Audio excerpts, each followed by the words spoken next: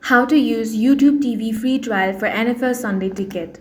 The first thing you want to do is open up any web browser, then search for YouTube TV. Now head over to the YouTube TV website. Over here you want to select try it for free option. As you can see for me here it says try 10 days for $0. Go ahead and select that. Then sign in with your Google account or create a new one.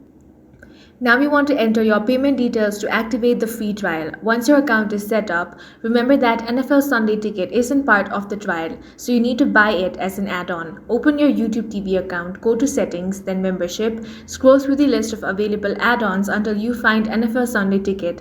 Select the option to purchase it and follow the on-screen instructions to complete payment. This charge happens immediately because it's not included in the free trial. After you've paid, open the YouTube TV app or website, go to the Live tab or use the search bar to locate NFL Sunday Ticket channels. From here, you can start streaming all out-of-market Sunday NFL games. That's all for this video. If you found it useful, make sure to hit the like button and subscribe for more videos like this.